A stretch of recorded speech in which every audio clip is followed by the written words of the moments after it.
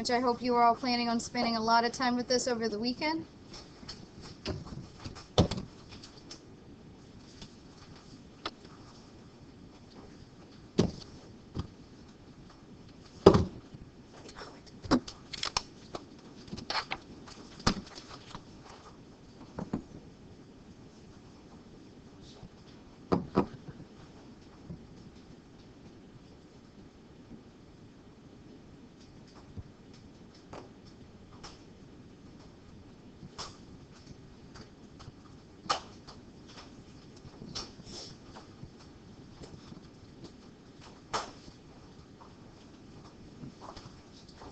Until we started with this chapter, a compound like this, it's not very reactive. There's no functional groups. There's no available electrons. There's no place for electrons to go. There's no partial positive. There's no partial negative. There's no pi bonds. It will combust. But other than combustion, the only other reaction that we can do with it is radical bromination. Once we have a bromine, then we can do a bunch of different reactions. And that's what we're going to be looking at. So, radical chlorination and bromination are both useful processes, but bromination is going to be more useful because we won't get as many byproducts.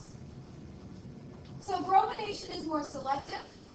And then once we have our bromine on our compound, we can do a lot of different things with it. But before we have that bromine there through our radical reaction, we don't have any reactivity. I don't want to see you using this for anything but this reaction because it does nothing else because there's no reactivity. You must have reactivity for it to react. This is very stable. We can burn it, but other than burning it, it won't do anything. Radical bromination is the only reaction that will react with this compound that we have talked about so far. I can throw in as much NH2 minus strong base as I want. Nothing will happen with this compound. I can throw in the most reactive compound with it, and nothing's going to happen because this compound is so stable. I can burn it, and that's not useful in synthesis. I need reactivity for a reaction to occur. I need there to be a place for electrons to go or a source of electrons. There is no source of electrons here. There is no place for electrons here. So the only thing we can do is a radical bromination or chlorination. A bromination is typically more useful in a reaction because it's more selective. We're not going to get, typically, if we control our conditions, we won't get multiple brominations in one compound. And we're always going to get the most substituted bromine at the position where there is a hydrogen. Of course, we need a hydrogen on that carbon. Temperature can help avoid polysubstitution, especially with bromination, because it's less exothermic of a reaction, so we can control it better. Chlorination can be useful, but only if we have a highly symmetric compound. And again, we have to take steps to avoid polychlorination. But otherwise, it doesn't matter which of the carbons the chlorine the radical reaction is occurring at because it's always going to be the same answer. So unless if it's highly symmetric like this compound where all the carbons have the same functionality, they're all secondary in this case, this isn't a very useful reaction because you will get byproducts. So typically bromination is better except for in cases of high symmetry and no difference in our substitution at our carbons. Chlorination is a lot more difficult to avoid polysubstitution, so bromination is typically better for both ways. So chlorination is difficult to control, bromination is a lot better. And you can use NBS instead of Br2 as well, and you just need heater light. So NBS, remember, only gives us a small amount of bromine radical, and we'll only have a very small amount of Br2. So that's useful. So if we have a molecule like this, again, there's no reactivity. I can react this with a lot of different reagents we've talked about, and nothing's going to happen because we don't have any pi bonds. It's not an electrophile, it's not a nucleophile, it's not an acid, it's not a base. It has no available electrons. It has no place for electrons to go. Each atom has a full octet. There's no polarity. It's completely non-polar, saturated hydrocarbon. It'll combust. But we can do an allylic bromination. We can use NBS or Br2. This could be done under H nu, which is light or heat. and we can have that radical bromination. You should be able to draw the mechanism for this process. Once we have a bromine, then we can do a lot of different reactions. We can do substitution reactions. We can do elimination reactions. Once we have a double bond, we have plenty of other reactions we've talked about. So once we get functionality, we can do a lot more with it. But we have to get functionality on that molecule. No reaction will occur with no functionality besides our radical bromination. So looking at this example, if you have a compound that starts out with no functionality, no pi bonds, no partial charge, no polarity, no available electrons, full octet like the saturated hydrocarbon, the first thing you're going to have to do is a radical halogenation. This particular compound, you could technically start out with chlorination, though that's not given to you as an option in this case, so probably not the best route. The best route in this case is going to be this particular one. And what we're doing here, we have to start with functionality. We have no functionality, there's no other reaction that will occur until we get a functional group on there. The only reaction we've talked about to do that is our radical bromination. So we can add functionality, and you can use NBS here. NBS is really important when we have a pi bond already present, but it could be used in any case.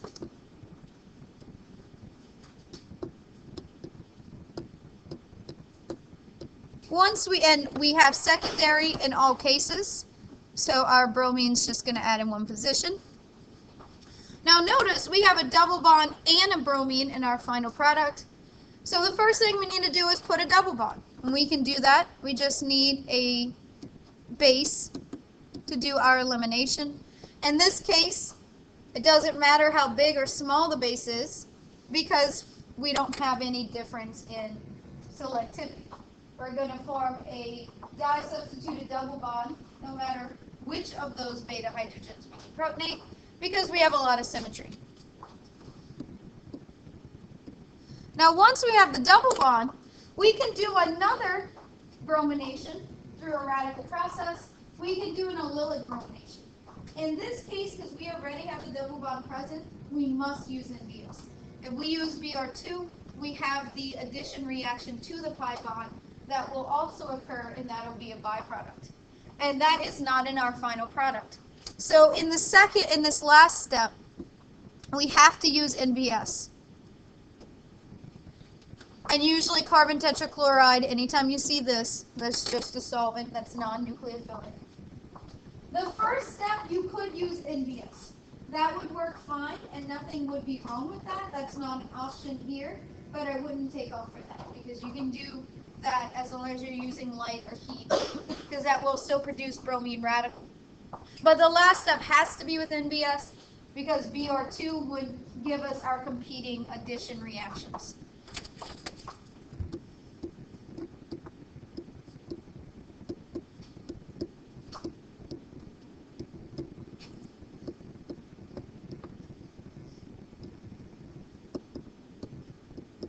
Remember, we would get anti-addition,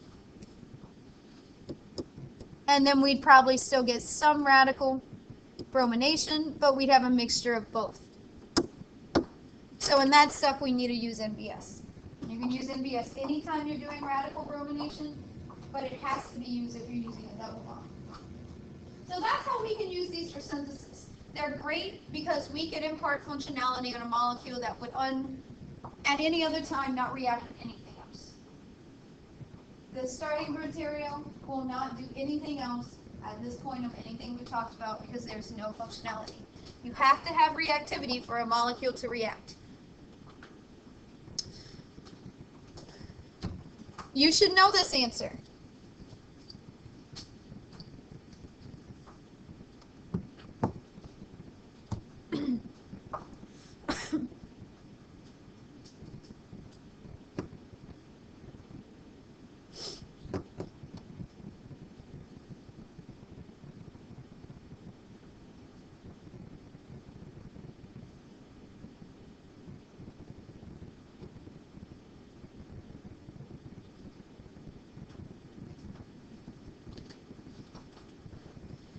We've been saying that you have to know that HBr and peroxide is going to give us our anti-Markovnikov addition.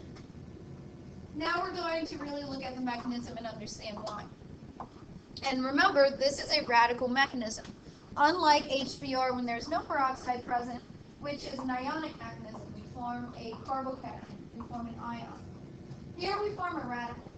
So we're really going to look into why we have a difference in regioselectivity when we talk about our bromination. So first off, we have peroxide. And peroxide is what's going to make the difference, because peroxide is a radical initiator.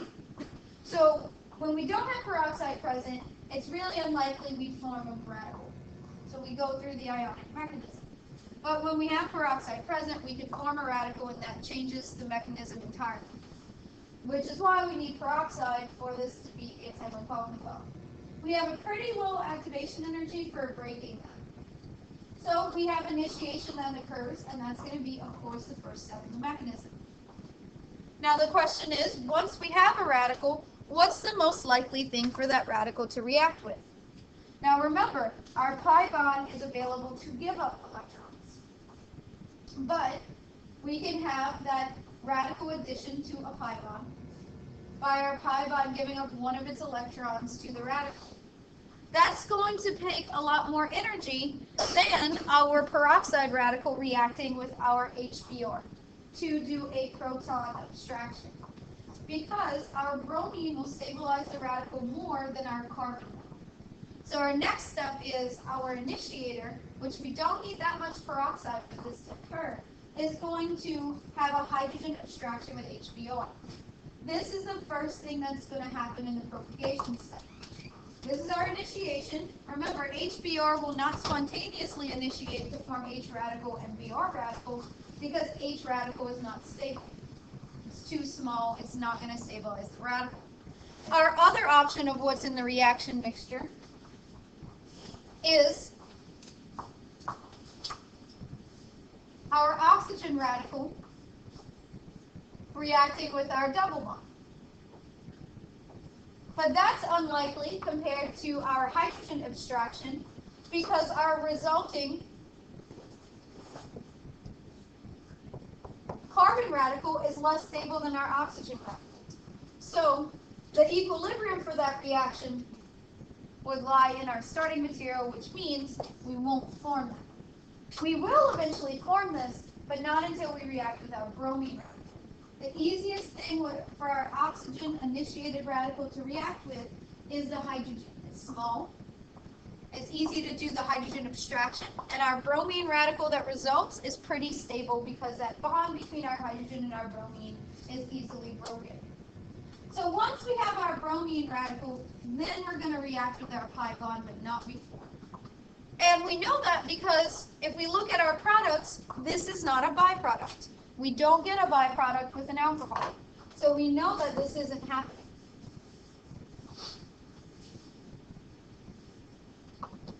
Energetically, it doesn't make sense for that to happen.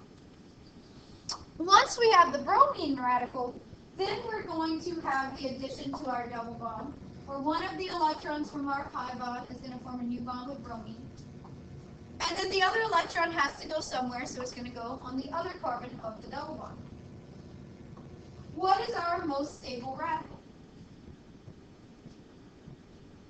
We don't have a pi bond. We don't have a Lillard radical. Our tertiary radical is going to be most stable. This is why we get anti-Markovnikov additions, because our bromine adds to the pi bond first. Our resulting intermediate is going to be most stable if it's more substituted. So our options are these two, and our tertiary radical is more stable, so that's what we're going to get as our product. Now, a Lillard bromination is definitely a byproduct you could get, because we do have a double bond, but typically if we control our reaction conditions, we don't get that, and we get the addition to occur. And that's what we typically see. Anytime you could have a competing reaction, you always have to consider it, but we don't really see much of that as long as we keep the reaction conditions and we keep the amount of bromine radical concentration low. So once we have this intermediate, then we just need a new carbon-hydrogen bond. And remember, we still have HBr floating around, so we can do another hydrogen abstraction. But this is what leads to our anti-Markovnikov, is this. And be able to draw that mechanism, be able to explain the difference between this and our Markovnikov mechanism. You must be able to draw these radical mechanisms. The last step in our propagation step is a hydrogen abstraction from HBr. And again, look at our forward reaction. Our bromine radical is pretty stable because it's big and it stabilizes the radical. So this step is going to be favored forward. And we're going to look at the thermodynamics in a lot of detail in the next couple of steps to talk about why this only works with Br2. So notice that our hydrogen is going to be the last thing that adds. So compare our difference with our ionic mechanism and our radical mechanism. We still get the most substituted intermediate. The carbocation is more stable, more substituted, and that's what leads to our Markovnikov addition. In the radical mechanism, our tertiary or more substituted radical is more stable. But notice that in the ionic mechanism, our pi bond is acting as a base, so our first step involves a bond between our carbon and our hydrogen.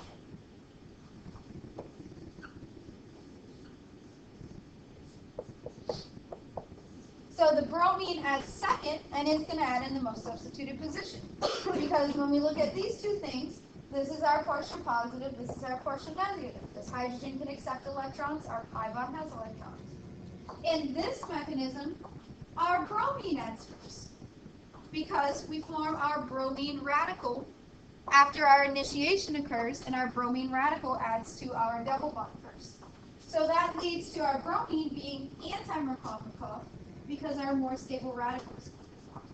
So that's our difference. It's very similar, but the order that we're adding is different because the mechanisms are completely different.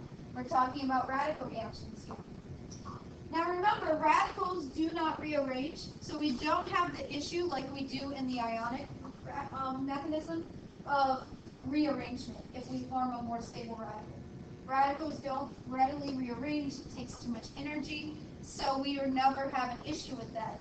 But remember, in the ionic mechanism, we form a carbocation, so a rearrangement will lead to the major product if we have a more stable carbocation that can form after we have our addition of hydrogen first.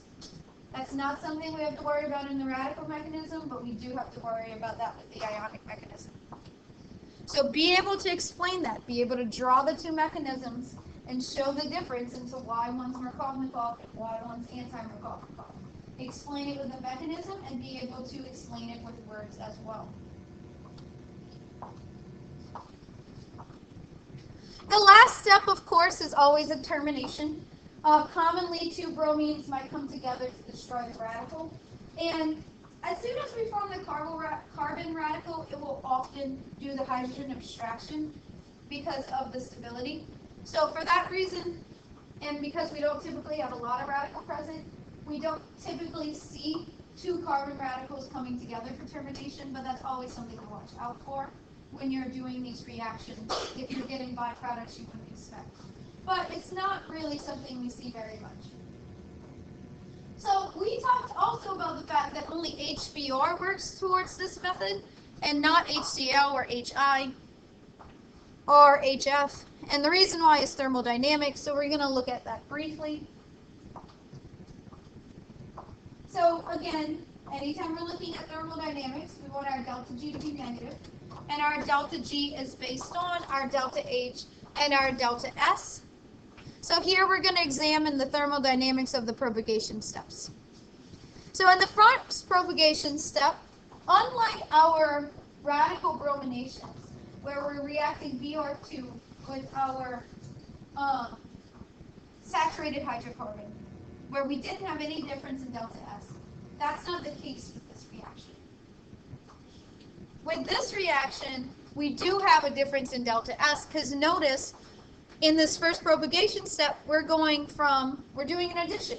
So we have two separate atoms, two separate molecules, our X radical and our pi bond, and they come together to form one. So what we're going from is more disordered to less disordered, more movement to less movement. So delta S is being affected.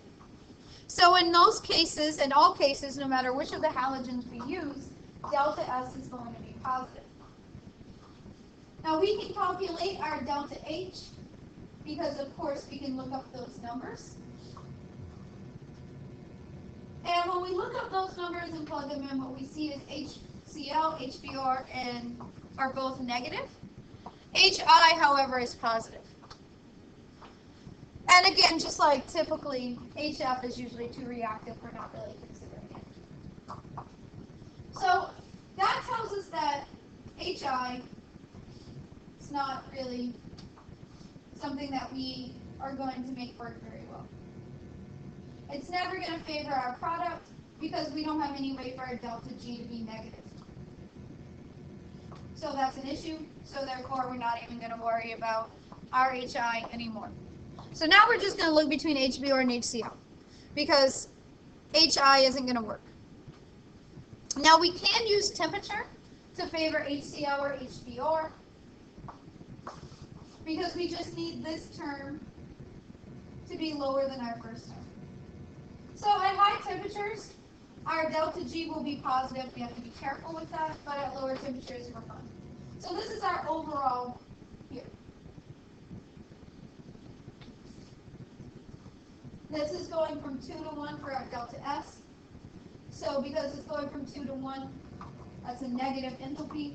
A negative times a negative temperature is a positive term. So that's our overall entropy term. So if that second term for HCl and HBr is too high, then we're not going to get this first step to work. But as long as it's low enough, then we can get that to work. And typically, this is done under heat and not under light. For the second propagation step, we're taking two molecules and we're forming two molecules because we're doing a hydrogen abstraction. So those hydrogen abstractions, we have no difference in delta S. So our delta S is negligible for all cases. So that means that we're not even going to consider that term. So we're just going to look at our first term. And what we see is HCl is positive, HBr is negative, and HI is positive. So if we're adding together both steps, what we see is HI can never have a delta G that's negative when we're adding our propagation steps. Because our first step was positive, and there's no way to change that. And our second step is positive, and there's no way to change that. So overall, delta G is never going to be spontaneous for HI. HI is just too not favored. So HBr is the only reactant that favors product formation from both propagation steps. HCl, there's no way to make this second propagation step be favored, even at low temperatures, because temperature isn't attached to our delta H term. It's only attached to our delta S term. So because of that, only HBr is favored in the second propagation step.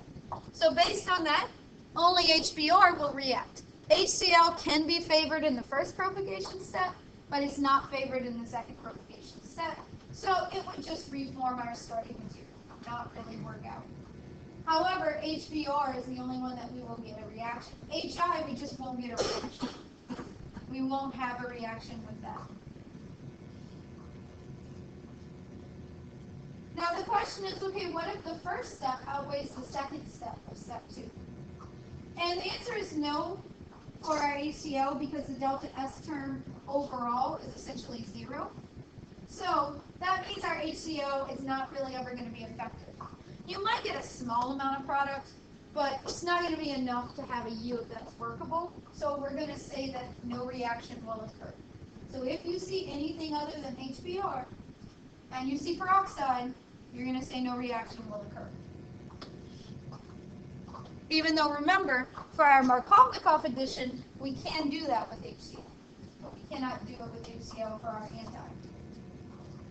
As far as a chirality center, stereo center, just like our radical bromination with BR2 or our allylic bromination with BR2 or MBS, where once we form the radical, both sides can equally be attacked because the radical can be thought of as trigonoplanar.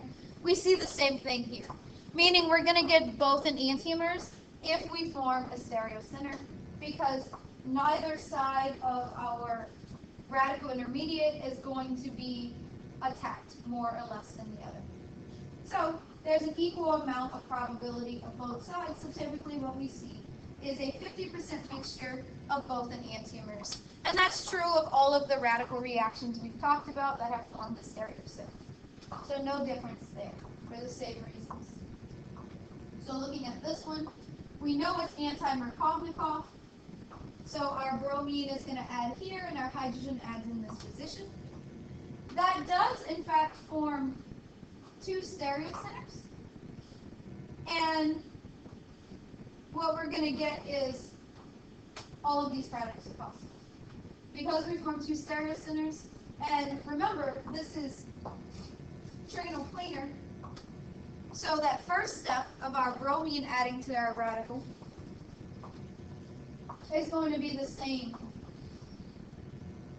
when we start with that. And then once we have our radical for the hydrogen abstraction, it's also going to add on both sides. So we're going to get all four of these. Also, I want to point out, notice, that we're not changing the position in space of this carbon, and no reaction is occurring at this carbon, so nothing's occurring to that stereochemistry. If we label that stereochemistry of this carbon as R or S, whatever it would be, I didn't do it. But let's say it starts out R, it's going to be the same throughout. We're not changing anything about it. We can split the molecule in space, but we're not doing anything at that position. Our reactivity is only on these two carbons, so that's what's going to be affected. Your effect is happening where your reaction is happening. The rest is just staying the same. I could have any R group outside of this double bond, and your answer is going to be the same.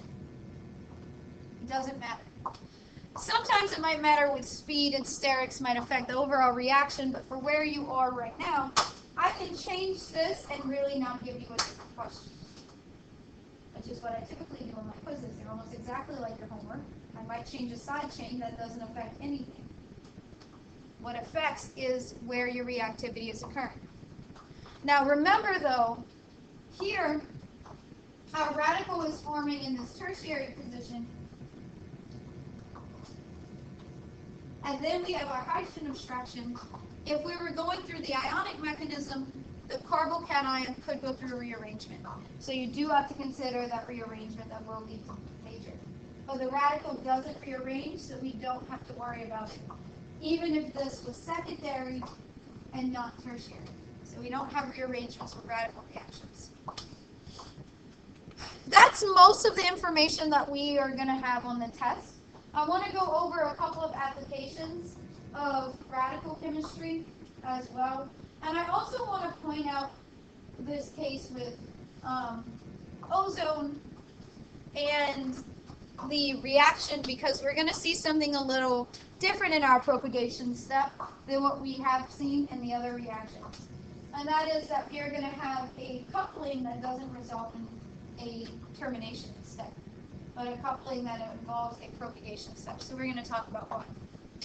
So we've talked about using O3, ozone, but practically in nature, ozone is created in the strata in the upper atmosphere. Now we can make ozone in the lab, so typically if you're doing ozonolysis, that'll be synthesized ozone, not really taking the natural stuff. But of course we know we have ozone in the atmosphere, and you may have heard, especially when you were growing up, about the hole in the ozone layer, and how the ozone layer helps protect us from UV light. Why does the ozone layer help protect us from UV light? What's special about ozone? It has radicals. It is a radical process that ozone helps protect us. So what happens?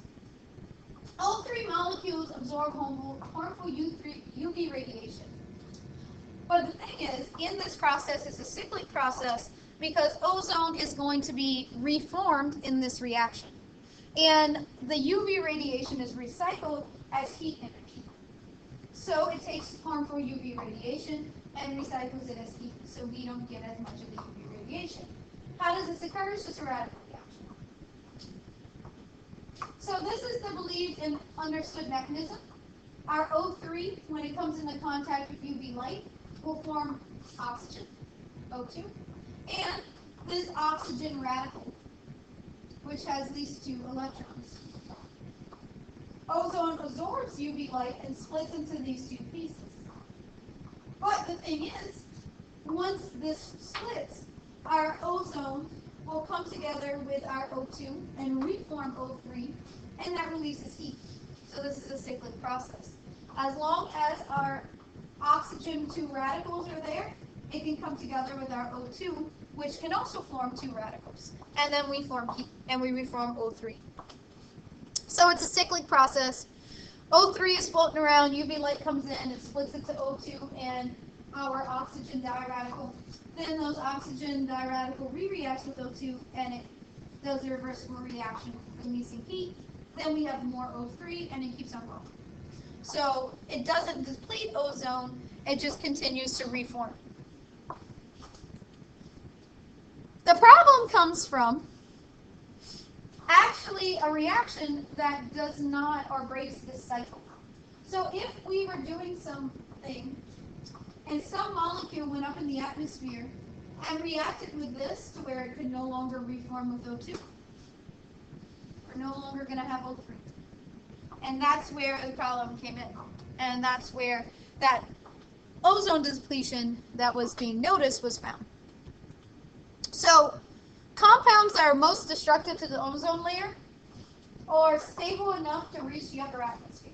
Clearly, if the compound is not a gas and is not, or it is not a gas, or it's a gas, but when it starts floating up, it starts degrading. Remember, the temperature's not the same and everything up there, and it's not going to matter.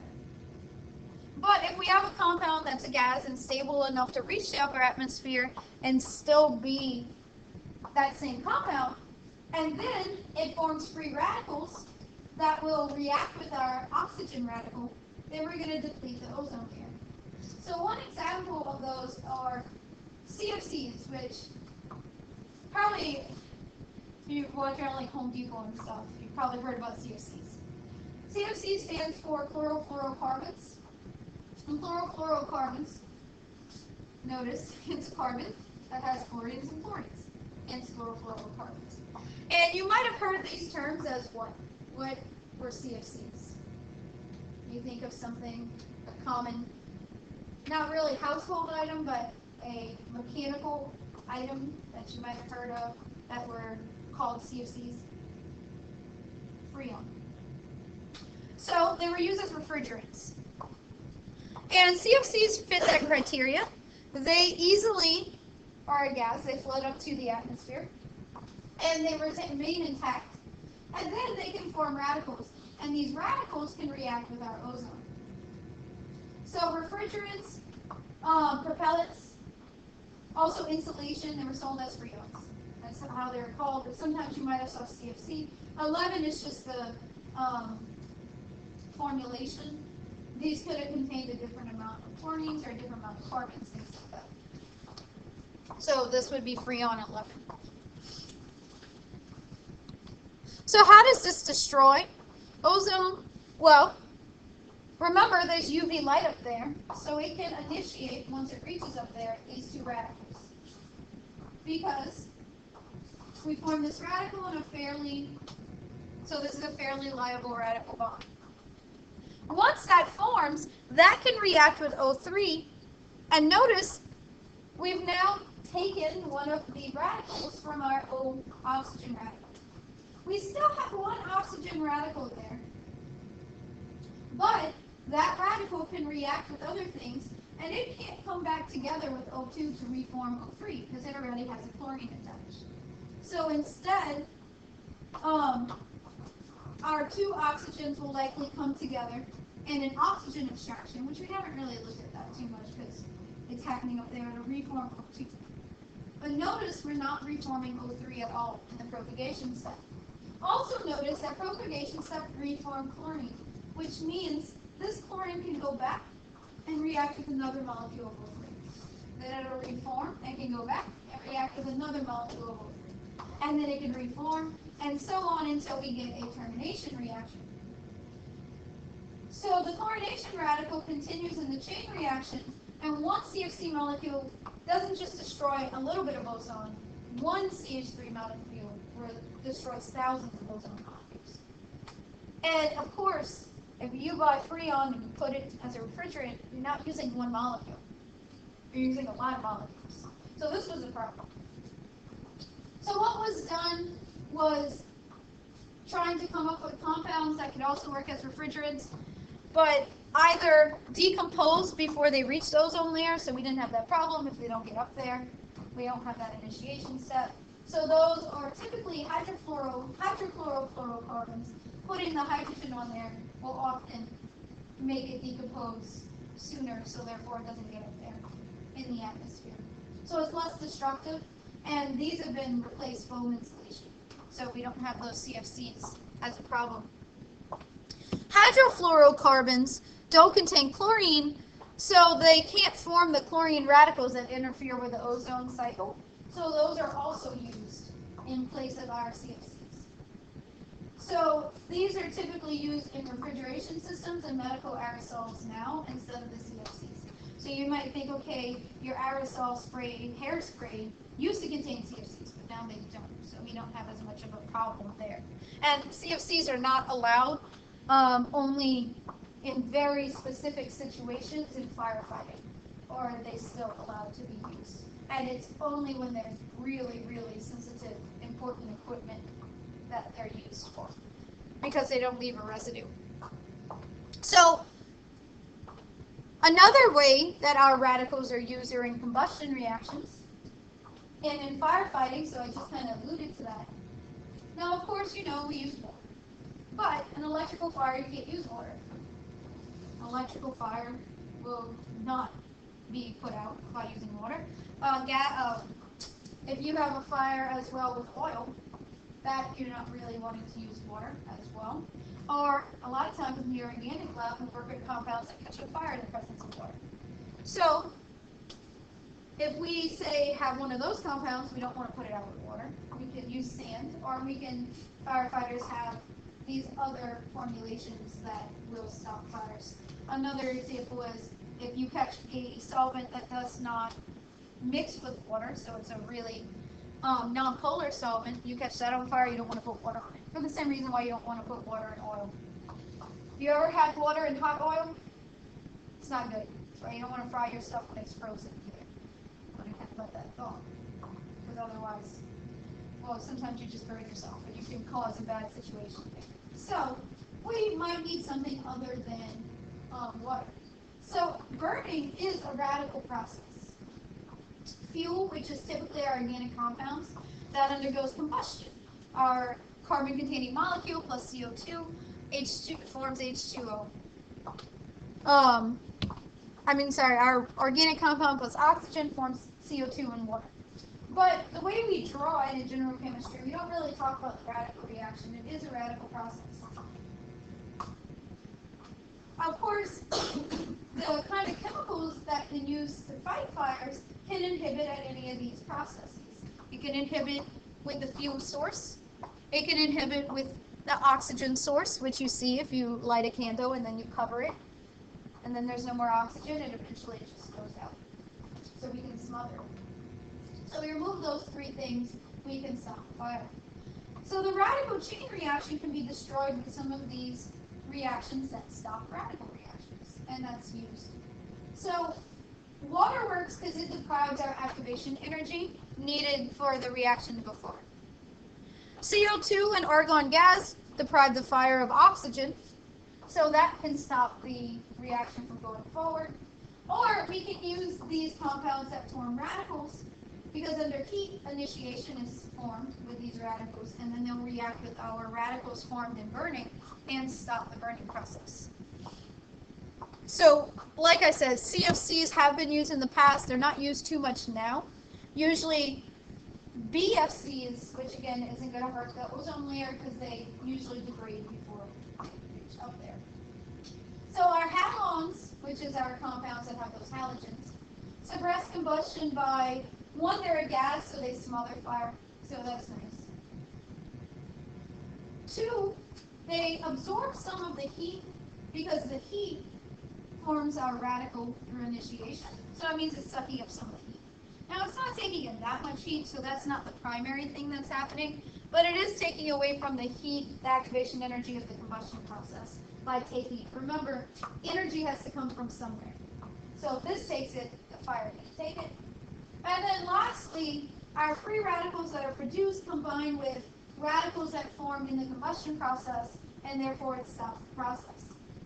So here's an example. We form a lot of carbon radicals when we burn hydrocarbons. We form hydrogen radicals when we burn hydrocarbons.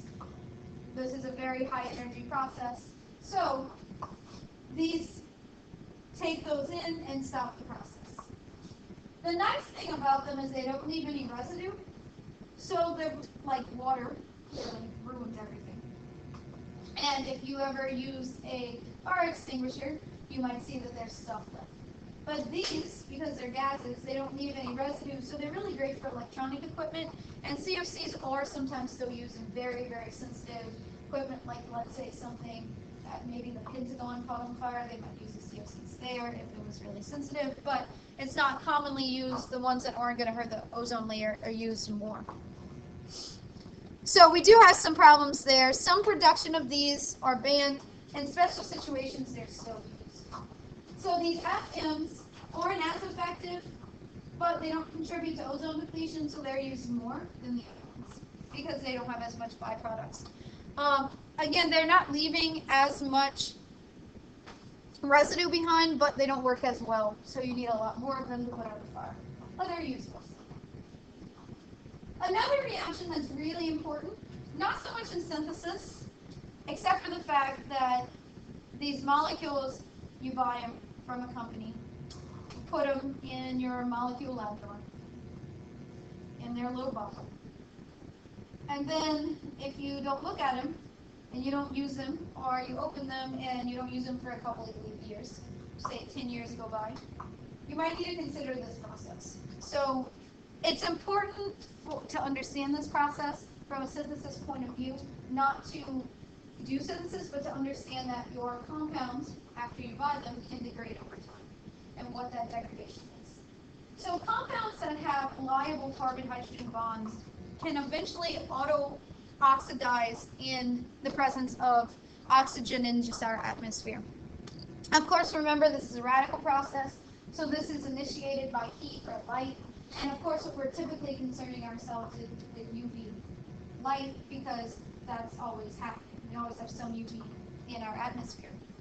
So auto-oxidation is, remember, O2 can have those two radicals. So our auto-oxidation can occur if we have a liable carbon-hydrogen bond. In this case, we have cumene. This position is a Leyland. So this carbon-hydrogen can form a radical fairly easily because that radical would be in resonance. And oxygen can have a radical. So over time, we can get this cumene hydrogen hydroperoxide basically forming a peroxide bond. If you want cumene in synthesis, you don't want this.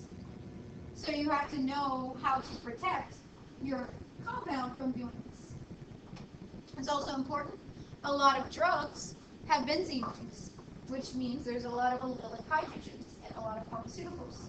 You ever wondered why your pharmaceuticals come in tan bottles and have an expiration date?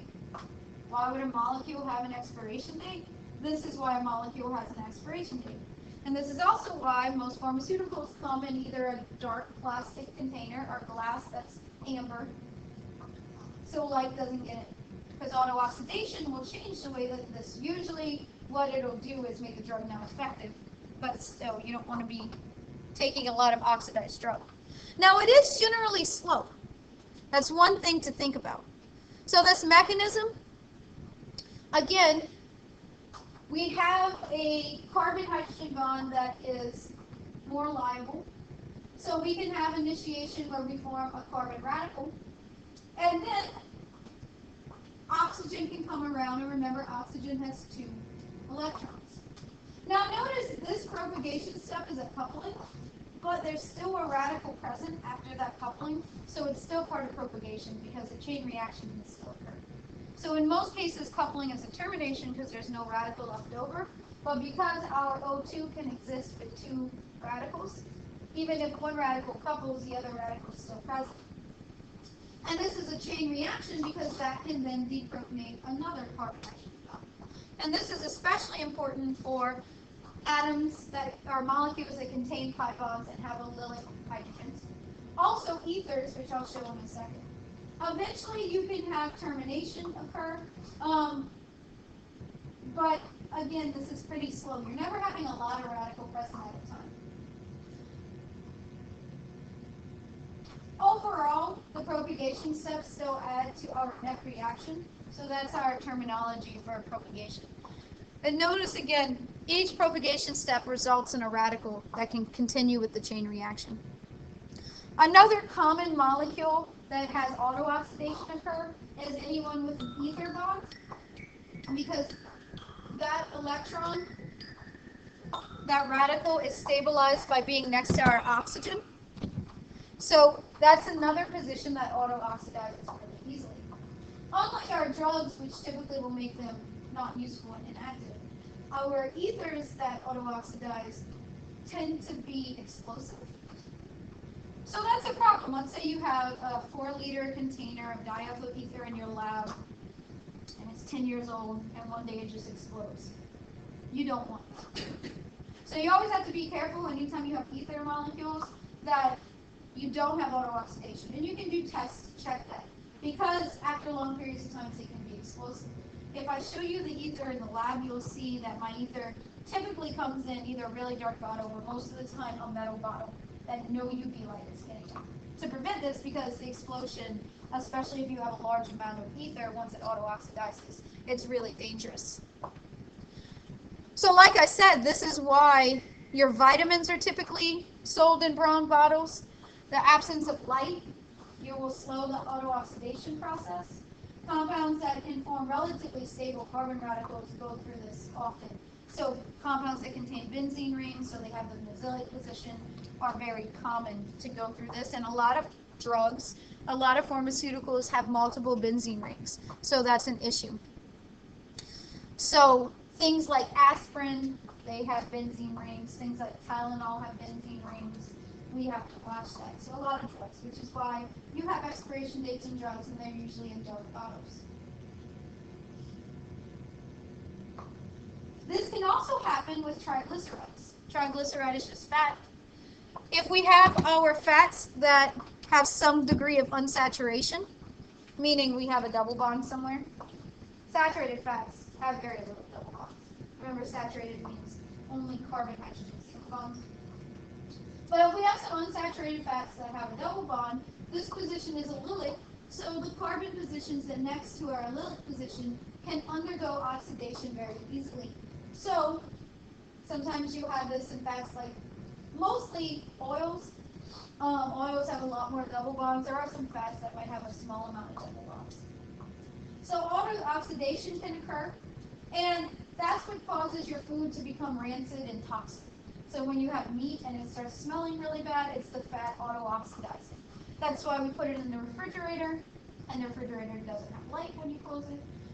It's colder, so the heat isn't initiating the process, and we're not getting light to it. But eventually it's still going to happen. You also see that with things like fruit. You have the auto-oxidation process occurs. Which is why, to prevent foods from spoiling too fast, we use radical inhibitors to slow the process. And radical inhibitors are things like BHT. Read in the back of a lot of foods that have some preservatives, you'll see BHT. You often see BHA. Those compounds form the radicals. The OH bonds are liable, so we can form those radicals. And sterics and resonance can prevent those radicals from further reaction. So they're scavengers, like the radical scavengers we talked about before. If you eat too much of this, it can be harmful. But it turns out, here's our reaction. Our radical forms. This radical is stabilized by resonance, and sterics also protects it. So instead of once our radical initiates on our food product, this will scavenge it, re-give it a hydrogen, and then it's not spoiling as fast. The nice thing is, one molecule of BHT can prevent thousands of autooxidants. So even if you see it as a food preservative, realize there's very little in there. Still, you probably want to limit how much preserved food you eat. That is not as scary as people that say you only should eat organic, which is a stupid term anyway, because all food is organic. It all contains carbon. I don't care if it has pesticides or not. Pesticides are also organic.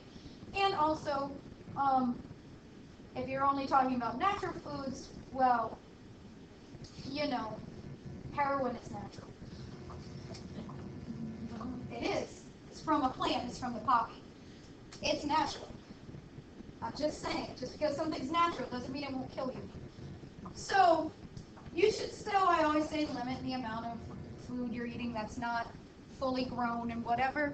But you're really not eating that much, even when you're eating things that do have these preservatives in it. It's a very small amount. You don't need a lot of this to prevent a lot of the radical process happening. So I'm going to finish a little bit about antioxidants and actual natural ones like vitamins. But I find it interesting, but that's pretty much it for this chapter. You're pretty much ready for your test now on Wednesday. Your review is going to be at 5 on Monday in this room.